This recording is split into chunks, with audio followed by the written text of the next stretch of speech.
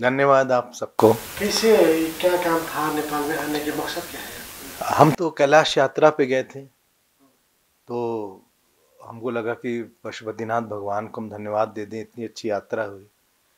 और हम पहले भी नेपाल कई बार आए हैं, और हम 1997 में 2 महीने नेपाल में रहे। तो हम चिन्मय मिशन से संबंधित हैं। तो नेपाल से हमारा पहली जो विदेश यात्रा थी नेपाली थी। तो नेपाल का हमसे बड़ा प्रेम है, और हमारा भी बहुत प्रेम, क्योंकि इतनी धार्मिक स्थली है यहाँ पे। आप इंडियन लोग के हैं, आपका बाल्यकाल, आपका जन्म कौन जगह पे हुआ था? हम उत्तर भारत में हुआ था। उत्तर भारत में। हम्म। कितना साल की उम्र से आप ऐसा? हम 22 साल की उम्र से हम संन्यास में चले गए थे, स्मारक में चले गए थे। संन्यास में जाने के मकसद क्या था? सत्य क्या है, भगवान के प्रति पूरी तरह समर्पित रहें। मोक्ष क्या है, बहुत से प्रश्न थे हमारे पास। जीवन किस लिए हम जिए, और बाहर के जीवन में हमको उतना सुख नहीं दिखा जितना कि ध्यान में दिखा, जप में दिखा, और अपने गुरुदेव स्वामी चिन्मयानंद जी के साथ दिखा। तो चूंकि वहाँ सुख हमको बहुत दिखा, तो जहाँ आदमी का सुख होता है वहीं जाता है, और बड़े सुख के लिए आदमी छोटे सुख को छोड़ देता है। तो वही प्रयोजन था, और आनंद आया उसमें। इसीलिए इस मार्ग में हम अभी भी भगवान हमको निभा रहे हैं, हमारे साथ हैं। नहीं, नेपाल और भारत दो देश है ही नहीं, अलग अलग। हो सकता है राजनीतिक बाउंड्री हो, पॉलिटिकल बाउंड्री हो सकती है, लेकिन रिलीजियस बाउंड्री नहीं है। नेपाल और भारत एक ही है, क्योंकि एक ही यहाँ से भगवान राम का संबंध है, सीता जी का संबंध है, मुक्तिनाथ का संबंध है, भगवान विष्णु का संबंध है। और इसलिए भारत के लोगों का नेपाल के साथ बहुत प्रेम है, और नेपाल के लोगों का भी भारत के साथ प्रेम है, क्योंकि दो अलग, अंदर से एक ही खून है, अंदर से एक ही मान्यता है, अंदर से एक ही श्रद्धा है। और नेपाली एकमात्र हिंदू राज्य था, हिंदू राष्ट्र था एक समय में। तो हम तो उसको एक अपना अंग ही देखते हैं। भारत और नेपाल एक ही हमें दिखता है। हिंदू राष्ट्र मतलब है कि जिस राष्ट्र में हिंदुत्व के समर्पण में जो वहाँ शास्त्र की प्रधानता होनी चाहिए, वेद की प्रधानता होनी चाहिए, धर्म की प्रधानता होनी चाहिए।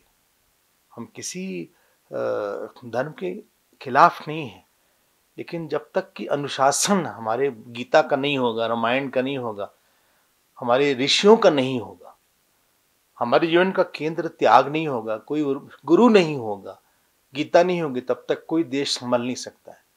हो सकता है देश अमेरिका के पास या दूसरे देशों के पास बाहर की इंफ्रास्ट्रक्चर ज़्यादा अच्छा हो, लेकिन जो चरित्र आता है, जो शांति आती है, जो प्रेम आता है, वो धर्म से ही आता है, मिठास धर्म से ही आती है।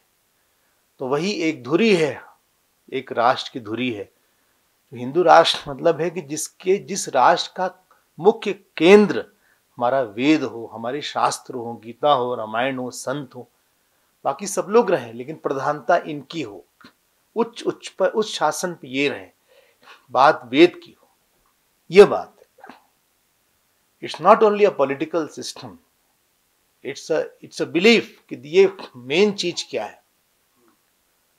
तो हमारे हिंदू धर्म में सेकुलर करके कुछ नहीं है, क्योंकि सारे कर्म, जब ईश्वर सब जगह व्याप्त है, तो ईश्वर के लिए सारे काम होने चाहिए। ईश्वर के लिए हमें सोना चाहिए, गाना चाहिए, हंसना चाहिए, बोलना चाहिए। तो कुछ भी यहाँ, सब कुछ सेक्रेड है, सब कुछ यहाँ पे दिव्य है। उस दिव्यता की अनुभूति को हम प्रकट करते हैं। और पॉलिटिकल सिस्टम ऐसा होना चाहिए जो कि धर्म को सपोर्ट करता हो। क्यों हम लोग स्वार्थी हो गए? सारे दुख का कारण हमारा अहंकार, हमारा स्वार्थ है। लोगों को पैसा चाहिए, अच्छी जॉब चाहिए, घूमने को चाहिए। जब व्यक्ति सेवा नहीं करता तो दुखी रहता है। हम लोग ने जीवित ईश्वर को छोड़ दिया है। हमारे माता पिता जीवित ईश्वर है, गुरु लोग जीवित ईश्वर है। उनकी उपासना करनी चाहिए, उनकी उपासना में उनको सुखी देना चाहिए। जिस समाज में गुरु, माता पिता, संत की कीमत कम हो जाती है, वहां शांति रहेगी। पैसा कभी शांति नहीं लाता, पैसा तोड़ देता है। पैसा एक साधन है, साध्य नहीं है। It's a means but not the goal. Moment we make it a goal, after that we will be disturbed. Frustration depression बढ़ता जाएगा, क्योंकि हमको बस जॉब चाहिए। अरे हम कम पैसे में लें, लेकिन कम से कम किसी के चेहरे पे मुस्कुराहट तो ले आए, किसी को प्रसन्नता तो दें, किसी का पैर तो रोज दबाएं। वो संस्कृति चली गई जहाँ पे माता पिता को रोज पैर दबाया जाता था, गुरुओं के साथ रहा जाता था, उनको प्रणाम किया जाता था। प्रातः काल की शुरुआत शंखनाद से होती थी, स्वाहा से होती थी। वो हमारा कल्चर है, हमने उसको छोड़ दिया। और हमको लग रहा हम अच्छे कपड़े पहन लें, अच्छा घर ले लें, बाहर हवाई जहाज पे ही घूमें, ऐसा ऐसा जो समाज आएगा वो टूट जाएगा, क्योंकि सबके पास पैसा नहीं आएगा, लेकिन सबके पास सेवा जरूर आ सकती है।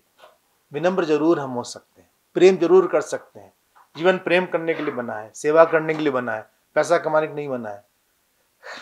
जीवन माता पिता को सुख देने के बना है, गुरुओं को सुख देने के लिए बना है, समाज को सुख देने के लिए बना है, पढ़ने के लिए बना है, गीता पढ़ने के लिए बना है, रामायण पढ़ने के लिए बना है। हमें पैसा कमाना चाहिए, लेकिन सबसे पहला काम वो नहीं होना चाहिए, प्रायोरिटी वो नहीं होनी चाहिए, सेकेंडरी होना चाहिए। ड्राइवर सीट पर पैसा नहीं होना चाहिए, ड्राइवर सीट पर सेवा होनी चाहिए, समर्पण होना चाहिए, साधना होनी चाहिए।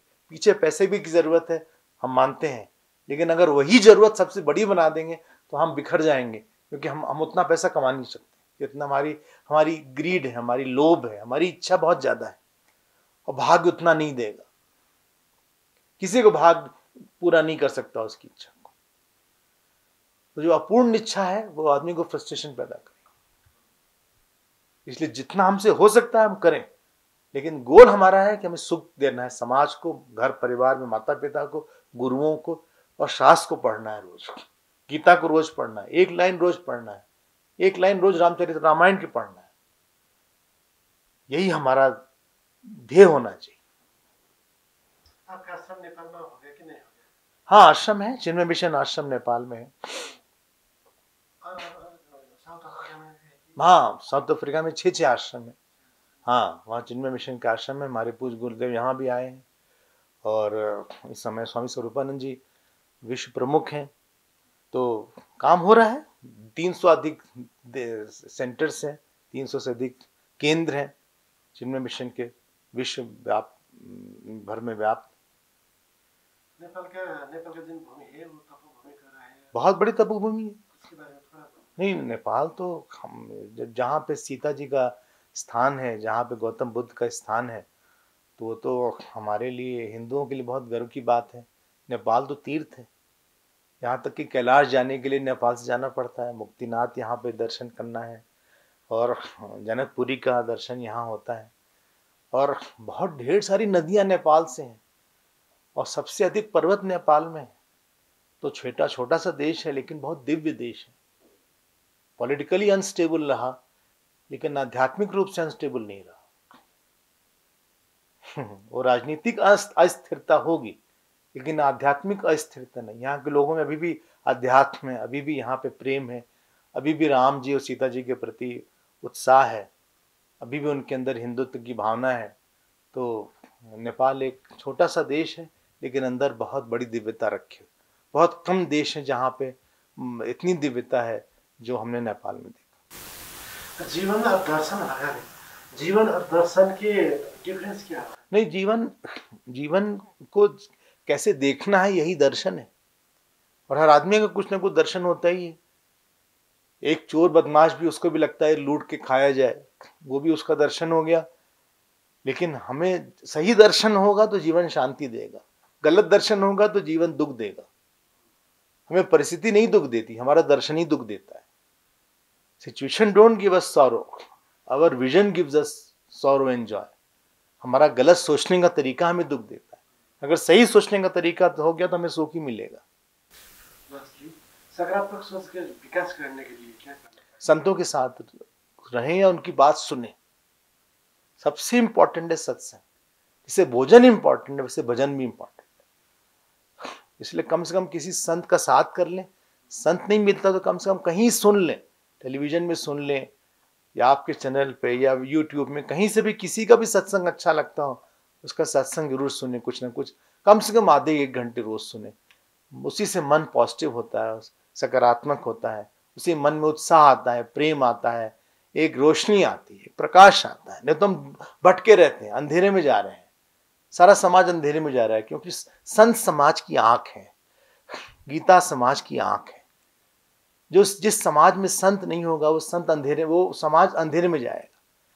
वो डॉक्टर इंजीनियर बन जाएगा लेकिन दुख नहीं जाएगा, पैसा होगा लेकिन क्रोध नहीं जाएगा, काम नहीं जाएगा, व्यभिचार नहीं जाएगा उस समाज में।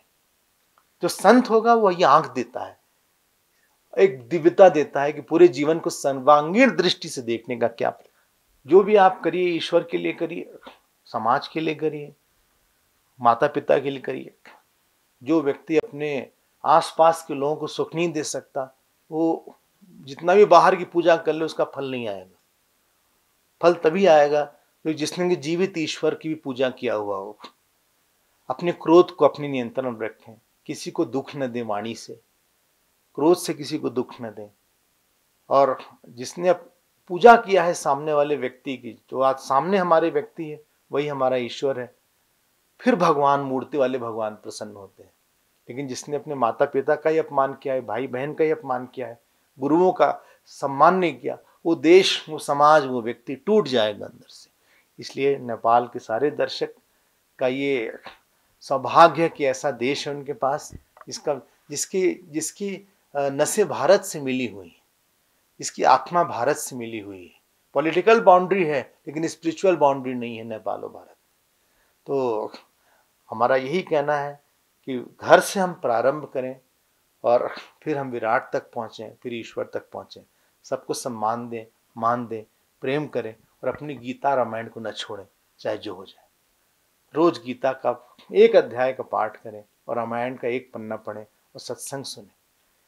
तो माता पिता की सेवा, गुरुओं का सम्मान, गीता रामायण का पाठ और सत्संग, ये 4 चीज़ रोज करना चाहिए सबको। इसी से शांति आएगी और ऐसे देश बहुत आगे बढ़ेगा। आप सबको बहुत बहुत धन्यवाद जो बागमती चैनल के हमारे दर्शक हैं। हमारा बहुत बहुत प्यार चिन्मय मिशन की तरफ से हम आपको निमंत्रित करते हैं, आप जुड़िएगा मिशन से और जहाँ भी हैं आप आनंद में रहिए, भगवान का नाम लीजिए और अपने पूज्य गुरुदेव पूज्य स्वामी चिन्मयानंद जी को प्रणाम करते हैं। हरिओम हरिओम।